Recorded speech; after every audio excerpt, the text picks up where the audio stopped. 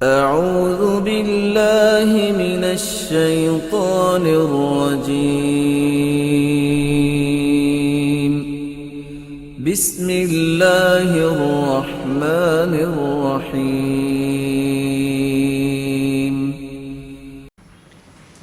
Number 15، اس سے بھی معلوم ہوتا ہے کہ اسلام میں قتل حرام ہے. لا یحل دم امرئ مسلم، مسلمان کا خون حلال نہیں ہے. یعنی مسلمان کا خون بہایا جا سکتا ہے نہیں. اس کا یہ الٹا مطلب نہ لیں ہم لوگ غیر مسلم کا بہا سکتے ہیں.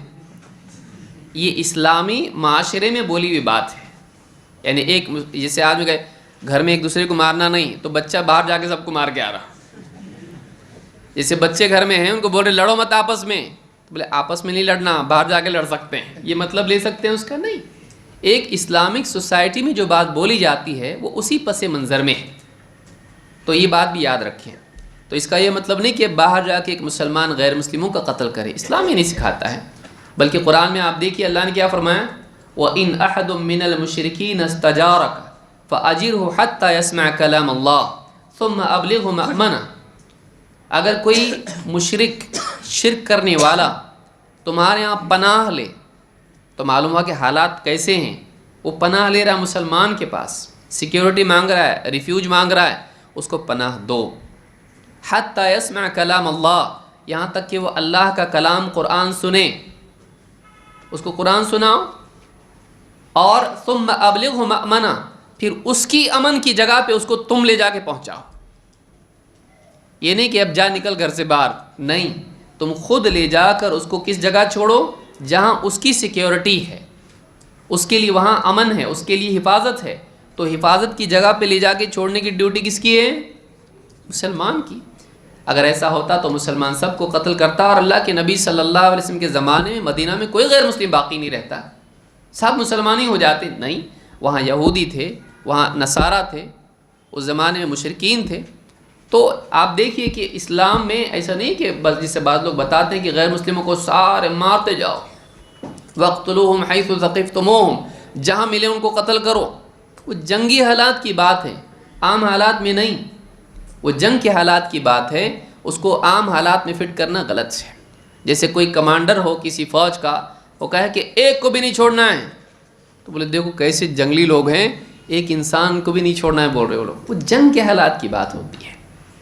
ملٹری کے آپ سینٹنسز سنیے، ان کو ابھارنے کی جو بات بولتا ہے ان کا کمانڈر کیسی باتیں کرتا ہے. اس کو آپ عام حالات میں سویلینز کے اوپر لاگو کر سکتے نہیں. وہ جنگ کے حالات کی بات جنگ کی ہوتی ہے. تو اس کو فٹ کرنا عام حالات میں یہ انسان کے علم اور عقل کی کمزوری کی علامت ہے. نمبر 15، ایمان اور اسلامی اخلاق میں تعلق ہے. یعنی انسان کے اخلاق کا مدار اس کے ایمان پر ہوتا ہے، اور ایمان اور اخلاق میں گہرا تعلق ہوتا ہے. ایک آدمی کا اللہ سے جیسا تعلق ہوگا، اس کے نتیجے میں بندوں سے بھی اس کا تعلق بدل جائے گا. اگر اللہ سے تعلق صحیح ہے تو بندوں سے بھی صحیح ہوگا. اللہ سے اگر تعلق بگڑا ہوا ہے بندوں سے بھی بگڑا ہوا ہوگا. تو انسان کا اصل بگاڑ اس کے ایمان کا بگاڑ ہوتا ہے، جو بندوں کے ساتھ آدمی ظلم و زیادتی کرتا ہے. عن ابی ہریرہ رضی اللہ عنہ ان رسول اللہ صلی اللہ علیہ وسلم قال من کان یؤمن باللہ والیوم الآخر فلیقل خیرا او لیصمت. ابو ہریرہ رضی اللہ عنہ فرماتے ہیں اللہ کے نبی صلی اللہ علیہ وسلم نے ارشاد فرمایا، جو اللہ اور آخرت کے دن پر ایمان رکھتا ہے وہ بولے تو بھلی بات بولے ورنہ چپ رہے. ومن کان یؤمن باللہ والیوم الآخر فلیکرم جارہ، جو آدمی اللہ اور آخرت کے دن پر ایمان رکھتا ہے وہ اپنے پڑوسی کے ساتھ اکرام کا سلوک کریں. ومن کان یؤمن باللہ والیوم الآخر فلیکرم ضیفہ، جو آدمی اللہ اور آخرت کے دن پر ایمان رکھتا ہے اپنے مہمان کا اکرام کرے. کتنی باتیں اس میں؟ 3. نمبر 1، بولے تو بھلی بات بولے ورنہ چپ رہے. یعنی اس میں معلوم ہوتا ہے کہ باتیں 2 طرح کی ہوتی ہیں، بھلی بری. اور تیسری بھی ہوتی ہے جس میں ڈاؤٹ ہے بھلی ہے کہ بری ہے، وہ بھی بھلی ثابت نہیں ہوئی تو چپ رہے. جب تک کہ بھلی بات نہ ہو بولے نہیں. ایک انسان کے کلام میں خیر اگر ہے تبھی وہ اس کی زبان سے نکلنے کی حقدار ہے، ورنہ نہیں۔ اس کو قید میں رہنا ہی اچھا، اس کی بات کو قید میں رہنا ہی اچھا، جب تک کہ وہ صحیح نہ ہو جیل سے باہر نہ آئے۔ سمجھ میں آئی بات؟ جب تک کہ وہ شریف نہ ہو باہر ہی نہیں آئے۔ اگر بات صحیح نہیں ہے اس کو روک کے رکھنا چاہیے، اس لیے کہ کتنے تعلقات غلط بات کی وجہ سے خراب ہوتے ہیں، کتنی زندگیاں، کتنے سماج کے نقصانات غلط بات کی وجہ سے ہوتے ہیں۔ جان و مال کا نقصان ایک غلط جملے کی وجہ سے ہو جاتا ہے۔ آدمی کو چاہیے کہ بولے تو بھلی بات بولے، ورنہ چپ رہے۔ معلومات چپ ہونا بھی نیکی ہے۔ ایک انسان صرف بولتا ہی رہے اچھی بات نہیں ہے، اس کو چپ ہونے کا موقع بھی معلوم ہونا چاہیے۔ اور وہ کیا ہے کو کنفرم نہ ہو کہ میری بات میں بھلائی ہے۔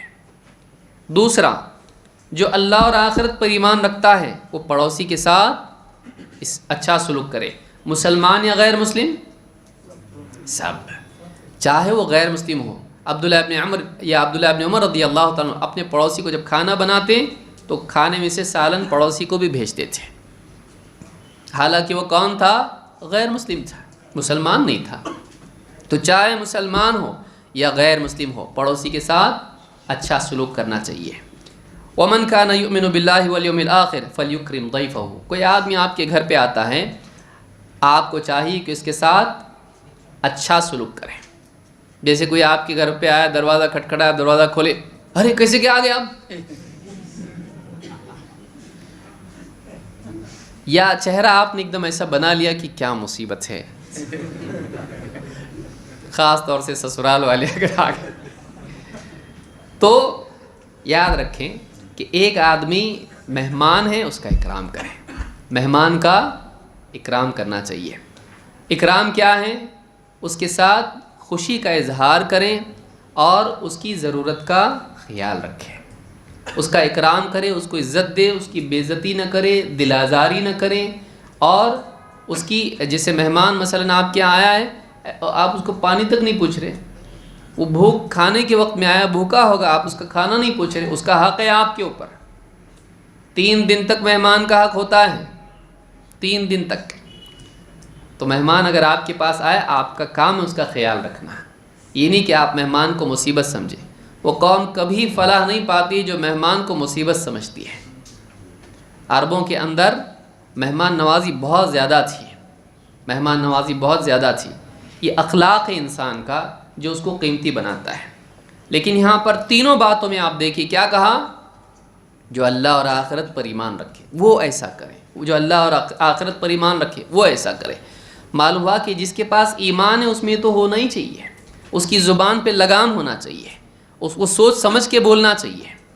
ظاہر بات ہے، خیر ہے کہ شر پہلے سوچنا پڑے گا نا۔ اس حدیث میں اس بات کی تعلیم ہے کہ بولنے سے پہلے سوچنا چاہیے، اگر وہ بات اچھی ہے تو بولنا چاہیے، نہیں ہے تو نہیں بولنا چاہیے۔ یہ نہیں کہ بول کے سوچنا، بہت سارے لوگ کیا کرتے ہیں، بول کے سوچتے ہیں، بول دیتے ہیں، اس کے بعد سوچتے ہیں میں کیا بولا، کیوں بولا، میں نہیں بولنا چاہیے تھا، تو تیر نکل گیا۔ آپ تیر نکلنے کے بعد پیچھے بھاگ سکتے ہو اس کے؟ تو ایسے ہی ہے، آدمی کو چاہیے جب تک آپ کی بات آپ کے پاس ہے، زبان سے نہیں نکلی، آپ اس کے مالک ہیں، اور جب آپ کی بات آپ کے منہ سے نکل گئی، آپ اس کے مالک نے، وہ آپ کی مالک ہے، پھر اس کی وجہ سے آپ کو کیا کرنا پڑے گا؟ سوری، تو آپ کو معافی مانگنی پڑے گی۔ تو جو آدمی سوچ سمجھ کے نہیں بولتا ہے نادم ہوتا ہے۔ اسی طرح سے پڑوسی ہے، اس کے ساتھ سلوک کی بھی بنیاد کیا ہے؟ اللہ اور آخرت پر ایمان۔ اللہ رب العالمین کو جواب دینا ہے، آخرت میں حساب ہونے والا ہے، اور دنیا میں ملے نہ ملے آخرت میں ملے گا۔ تو ایک آدمی جب اس طرح سے اللہ اور آخرت، اللہ دینے والا ہے، اللہ عطا کرنے والا ہے، آخرت میں اس کا ثواب ملے گا، جب دل میں یہ بات ہوتی ہے تو آدمی مہمان کا اکرام کرے گا، پڑوسی سے، غربا فقراء سے، سب سے سلوک کرے گا۔ معلوم ہے کہ سلوک کی باتیں یہاں بیان کی ہیں، اخلاقی باتیں بیان کی ہیں، لیکن ان تینوں باتوں سے پہلے کس کو ذکر کیا؟ اللہ اور آخرت پر ایمان، اللہ اور آخرت پر ایمان۔ تو ایمان اور اخلاق میں گہرا تعلق ہے، ایمان صحیح ہو تو اخلاق بھی صحیح ہوتے ہیں۔ نمبر 16، غصے سے پرہیز کرنا۔ غصے سے پرہیز کرنا۔ عن ابی ہریرہ رضی اللہ عنہ ان رجلا قال للنبی صلی اللہ علیہ وسلم اوصینی قال لا تغضب لا تغضب فردد مرارا، بار بار اس نے دہرایا قال لا تغضب۔ ابو ہریرہ رضی اللہ عنہ فرماتے ہیں ایک شخص اللہ کے نبی صلی اللہ علیہ وسلم کے پاس آئے اور آپ سے کہا مجھے کچھ وصیت کیجیے، کسی بات کی خاص تاکید مجھ کو کیجیے۔ آپ نے کہا غصہ مت کر، لا تغضب۔ اس نے بار بار پوچھا کچھ وصیت کیجیے، قال لا تغضب، آپ نے بھی بار بار کیا جواب دیا؟ غصہ مت کر۔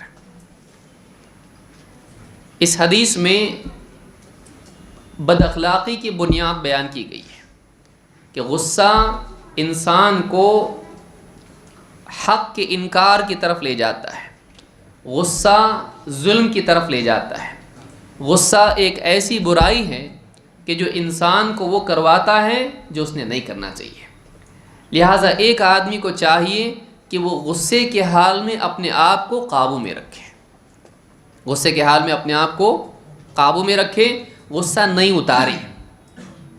کتنے موبائل ریپیئر خود کرتا ہے آدمی پھوڑنے کے بعد، بات کر رہا، بیوی بار بار ٹوکری ٹوکری ٹوکری، بیچ میں سنیے ذرا سنیے، پھوڑ دے، بولو کیا بولنا ہے، ہو گئی بات۔ اس کے بعد خود ہی اٹھا رہا ہو یہاں سے، یہ پینل اٹھا رہا ہو، لے جا کے دے رہا ہو، کتنے اوپر سے گرا ہے؟ بولے بہت اوپر سے گرا ہے، بہت اوپر سے گرا ہے۔ کتنے لوگ طلاق دے دیتے ہیں بیوی کو غصے میں آ کے، کتنے لوگ قتل کر دیتے ہیں، کتنے لوگ اپنی چیز کا نقصان کر لیتے ہیں، کتنے لوگ اپنے آپ کو مار لیتے ہیں، خودکشی بھی کر لیتے ہیں، کتنے لوگ یعنی جاب کے اندر کچھ ایسا کر دیتے ہیں کہ فائر ہو جاتے ہیں۔ باس نے کچھ بول دیا، الٹا خود بول دیا، غصہ اس کو برداشت نہیں ہوتا، غصے میں بول دیا، جاب نے نکال دیا کام پہ سے، بعد میں اس کو ٹیکسٹ کر رہا ہے پلیز سوری، ایسا ہو گیا ویسا ہو گیا، رحم کرو میرے اوپر۔ کیا فائدہ؟ آدمی غصہ جو ہے انسان کو نقصان پہنچاتا ہے، اس لیے آپ نے کیا کہا؟ لا تغضب، غصہ مت کر۔ غصہ فی نفسی ہی برا نہیں ہے، لیکن اس کے اپنے مقامات ہیں۔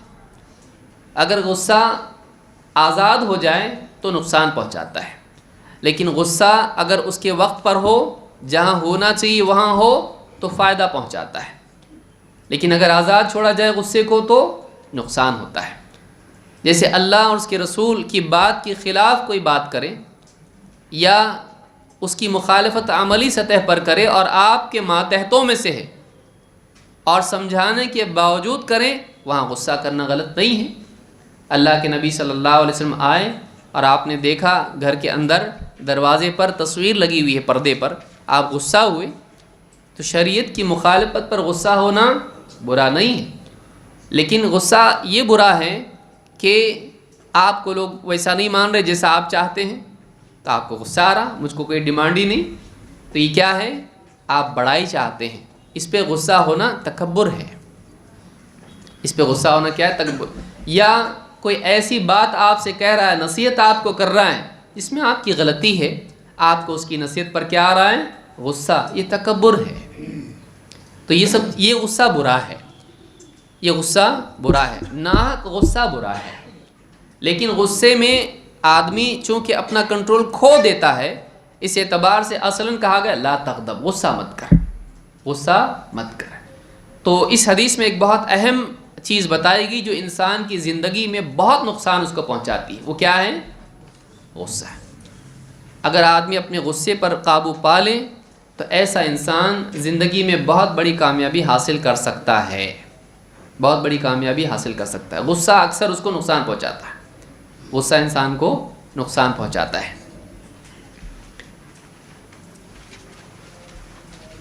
اللہ کے نبی صلی اللہ علیہ وسلم فرماتے ہیں کہ پہلوان وہ نہیں ہے جو دوسرے کو پچھاڑ دے، پہلوان وہ ہے جو غصے کی حالت میں اپنے آپ پر قابو رکھے۔ لیس الشدید بالسرعہ انما الشدید الذی یملک نفسہ عند الغضب۔ دوسرے کو ہرانا یہ طاقت نہیں ہے، اپنے کو ہرانا طاقت ہے۔ سب سے آدمی جیت جاتا، خود سے ہار جاتا۔ جو آدمی اپنے آپ کو کنٹرول میں نہیں رکھ سکتا ہے، ایسا آدمی کسی اور پہ کیا کنٹرول کر سکتا ہے؟ اصل نقصان اپنے سے ہوتا ہے، لہٰذا اپنے اوپر قابو رکھنا یہ بہت اہم چیز ہے۔ نمبر 17، احسان کی فضیلت۔ عن ابی یعلا شداد بن اوس رضی اللہ عنہ عن رسول اللہ صلی اللہ علیہ وسلم قال ان اللہ كتب الاحسان على كل شيء فاذا قتلتم فاحسنوا القتلة واذا ذبحتم فاحسنوا الذبح وليحد احدكم شفرته وليرح ذبيحته، رواہ مسلم۔ ابو یعلا شداد ابن اوس رضی اللہ عنہ سے روایت ہے، فرماتے ہیں اللہ کے رسول صلی اللہ علیہ وسلم نے ارشاد فرمایا، اللہ تعالیٰ نے ہر چیز پر احسان لکھ دیا ہے، یعنی اللہ تعالیٰ نے ہر معاملے میں احسان کو ضروری قرار دیا ہے۔ جو بھی کام کرو اچھے سے کرو۔ احسان کا مطلب کیا؟ صحیح کام کو اچھے سے کرنا۔ احسان کا کیا مطلب ہے؟ غلط کام کو اچھے سے کرنا نہیں، صحیح کام کو۔ تو آپ دیکھیے نماز پڑھ رہا، کیسے بھی پڑھ رہا ہے، ایک دم دھیان کہیں اور ہے، اور آدمی کی آنکھیں کہیں اور ہیں، آنکھیں برابر گھڑی پہ ہیں۔ امام صاحب اتنی لمبی قرأت کیوں کر رہے ہیں آج ہی مجھ کو جانا تھا اور آج ہی لمبا پڑھ رہے ہیں یہ۔ تو بعض اوقات یعنی انسان عمل کرتا ہے لیکن اچھے سے نہیں کرتا ہے، تو اچھے عمل کو اچھے سے کرنے کا نام کیا ہے؟ احسان ہے۔ احسان سے اللہ راضی ہوتا ہے۔ ان اللہ مع الذین اتقوا والذین هم محسنون، اللہ تعالیٰ محسنین کے ساتھ ہے، اللہ کی معیت اس کو ملتی ہے۔ تو اللہ نے ہر معاملے میں احسان کو ضروری قرار دیا ہے، لکھا ہے، ضروری قرار دیا ہے۔ فَإِذَا قَتَلْتُمْ، جب جنگ ہو اور جنگ میں تم کسی کو قتل کرو، اچھے سے قتل کرو۔ یہ کیوں کہا گیا؟ وہ زمانہ جنگوں کا تھا، اور اس زمانے میں عربوں میں ایک طریقہ تھا کہ جب کسی کو قتل کرتے، ناک، کان اور پورا آنکھیں نکال لیتے اور ہاتھ پاؤں جو ہے کاٹتے، اس کو مثلا کہتے ہیں۔ تو پورا جسم جو ہے اس کو ٹکڑے ٹکڑے وہ لوگ کرتے اپنے دشمن کے، اور اس طرح سے اس کو ذلیل کرتے تھے۔ دشمن کی طرف سے کوئی بہادر ہے ان کا، اگر وہ مارا گیا تو کیا کرتے تھے وہ لوگ؟ اس کے کان کاٹتے، اس کی ناک کاٹ دیتے، اس کی آنکھیں نکال لیتے، اس کے ہونٹ کاٹ دیتے۔ تو اس طرح سے کر کے وہ بتاتے ہم دیکھو کتنے بہادر ہیں، تمہارے آدمی کو کیسے ہم نے قتل کیا۔ اسلام میں یہ حرام ہے۔ جیسے کسی کو مارتے تھے اس زمانے میں بھی اور آج بھی، تڑپا تڑپا کے مارا جاتا تھا، اسلام میں یہ حرام ہے، اسلام میں جائز نہیں ہے۔ انسان تو بہت بڑی بات ہے، جانور کو تڑپا کے مارنا جائز نہیں اسلام میں۔ اس لیے پہلے انسان کا ذکر کیا جنگ میں، اور اس کے بعد کس کا ذکر کیا؟ جانور کا، جس کو ذبح کر رہے ہیں۔ کہا کہ فَإِذَا قَتَلْتُمْ فَأَحْسِنُوا الْقِتْلَةَ، یعنی جیسے مثال کے طور پر پچھلے اس میں آپ نے دیکھا حدیث میں کہ جو زنا کریں یا جو یعنی قتل کریں، جب قتل کیا جائے گا اس کو تو سیدھا اس کی جو ہے جو بھی قتل کیا جائے گا اس کی گردن یہ کی جاتی ہے۔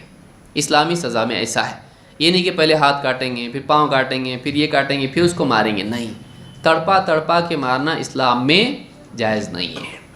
تو فَإِذَا قَتَلْتُمْ فَأَحْسِنُوا الْقِتْلَةَ وَإِذَا ذَبَحْتُمْ فَأَحْسِنُوا الذِّبْحَ، اور جب تم ذبح کرو جانور، جب جانور بکری ہو یا مرغی جو بھی ہو، جب بھی تم ذبح اس کو کرو تو اس کو اچھے طریقے سے ذبح کرو، تڑپا تڑپا کے نہیں۔ وَلْيُحِدَّ، اور اس کا طریقہ بتایا آپ نے کہ تو اس کو تکلیف تم کیسے دو گے جو نہیں دینا چاہیے، تو آپ نے اس کا حل بتایا، کہا کہ وَلْيُحِدَّ أَحَدُكُمْ شَفْرَتَهُ، تم کو چاہیے کہ تم اپنی چھری کو اچھی طرح دھار کر لو، وَلْيُرِحْ ذَبِيحَتَهُ، اور آدمی کو چاہیے کہ وہ اپنے ذبیحے کو آرام پہنچائے۔ جیسے مثلا کوئی چھری دھاردار نہیں ہے اور آدمی اس کے گلے پہ کاٹ کے رگڑ رہا ہے اور کٹ رہا ہی نہیں ہے، جانور کو کیا ہوگی اس سے تکلیف۔ اس لیے کہا کہ چھری کو اچھے سے دھار کر لو اور جلدی سے وہ رگ کٹ جائے، جس سے اس کو تکلیف ہی نہیں ہوتی ہے۔ جانور کو تکلیف، اس کی کچھ رگیں ہوتی ہیں، وہ جب برین سے کٹ ہو جاتی ہیں اس کو تکلیف نہیں ہوتی ہے۔ تو ایسا ذبح کرو کہ اس سے آسانی سے ذبح ہو جائے، یہ نہیں کہ تم غلط طریقے سے اس کو ذبح کرو۔ ایک جانور کو گھسیٹ رہا تھا ایک آدمی، ڈانٹا حضرت عمر نے اس کو، یا اسی طرح سے اور کئی روایتیں ہیں، جیسے عبداللہ ابن عمر نے دیکھا کہ کچھ مرغیاں باندھ کے بچے جو ہیں اس کو تیر اندازی کی پریکٹس کر رہے ہیں، بھگایا ان کو چلا کے وہاں سے، اور ان کے باپ کے پاس گئے بچوں کے اور بتایا کہ تمہارے بچے دیکھو کیسا کر رہے ہیں، اللہ کے نبی نے لعنت کی اس کے اوپر۔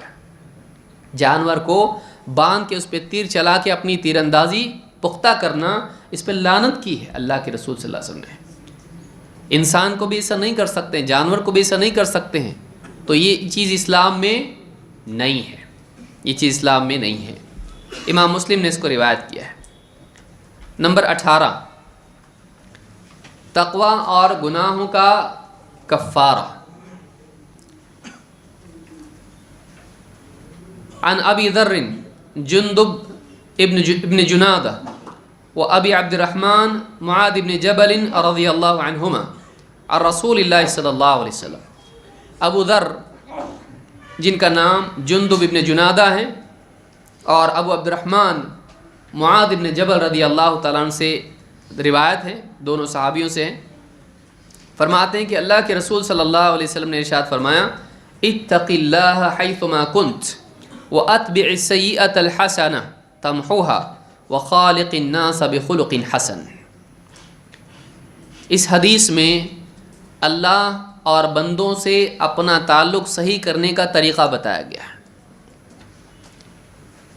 اور یہ بتایا گیا ہے کہ تمام خیر کی اصل تقوی ہے، اور تقوی سے اخلاق درست ہوتا ہے، اور اس میں دو چیزیں بتانے کے بعد تیسری چیز بتائے گی۔ نمبر 1، اللہ سے تعلق صحیح کر، 2، بندوں سے تعلق صحیح کر، اور 3، اپنی کمی کوتاہی کی بھرپائی کر۔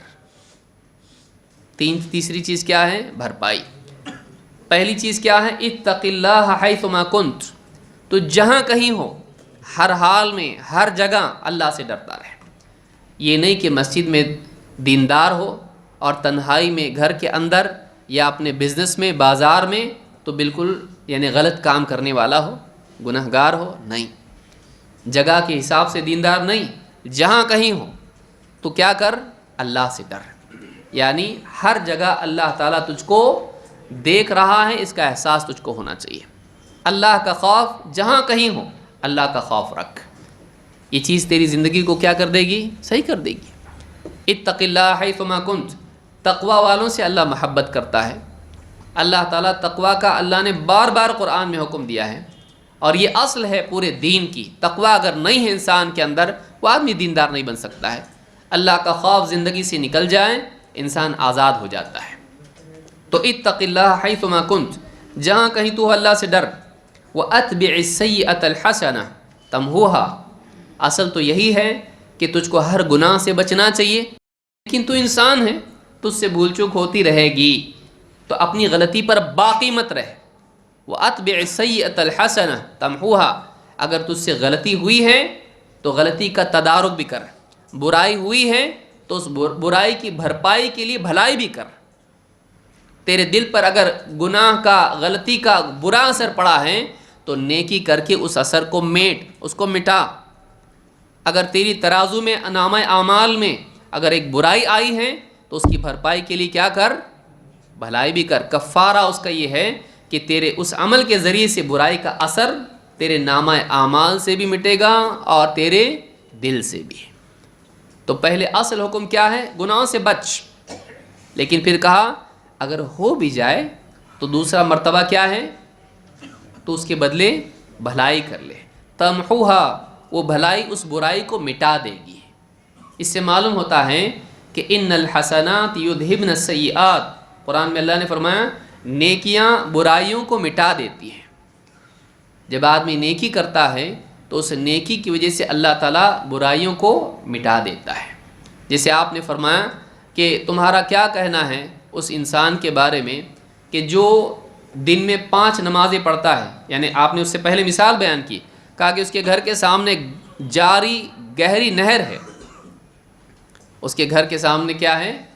نہر ہے، دن میں 5 مرتبہ اس میں غسل کرتا ہے، کیا اس کے بدن پر کچھ میل اور گندگی باقی رہے گی؟ صحابہ نے کہا بالکل نہیں رہے گی۔ آپ نے فرمایا ایسی مثال ہے 5 نمازوں کی، کذالک یعنی مثل الصلوات الخمس یمحو اللہ بہن الخطایا، اللہ تعالیٰ ان نمازوں کے ذریعے 5 نمازوں کے ذریعے خطاؤں کو مٹا دیتا ہے۔ بعض علماء نے استدلال کیا ہے کہ صحیح ڈھنگ سے اگر نماز پڑھے تو نہ صرف چھوٹے بلکہ بڑے گناہ بھی معاف ہوتے ہیں۔ کیوں؟ اس لیے کہ آپ نے پوچھا اس پہ کوئی گندگی باقی رہے گی؟ ہم یہ بول سکتے ہیں کہ نہیں، نظافت تو ہوگی اس کی لیکن طہارت نہیں ہوگی، گندگی اس پہ کچھ باقی رہے گی، نہ میل نہ دھول نہ کچھ، نہ گندگی، کچھ بھی باقی نہیں رہے گا، کچھ بھی باقی نہیں رہے گا، یعنی چھوٹی بڑی گندگی ساری اس کی دھل جائے گی اگر 5 مرتبہ غسل کرتا ہے، لیکن اس کی نماز ہونا چاہیے، اس کی نماز ہونا چاہیے۔ تو اس حدیث سے بات معلوم ہوتی کہ بھلائی برائیوں کو مٹا دیتی ہے۔ وَخَالِقِ النَّاسَ بِخُلُقٍ حَسَن، اور لوگوں کے ساتھ اچھے اخلاق سے پیش آ، تیرا تعلق اللہ سے بھی صحیح ہونا چاہیے اور تیرا تعلق لوگوں سے بھی اچھا ہونا چاہیے۔ اللہ سے تعلق تقوی والا ہونا چاہیے اور لوگوں سے تعلق اخلاق والا ہونا چاہیے۔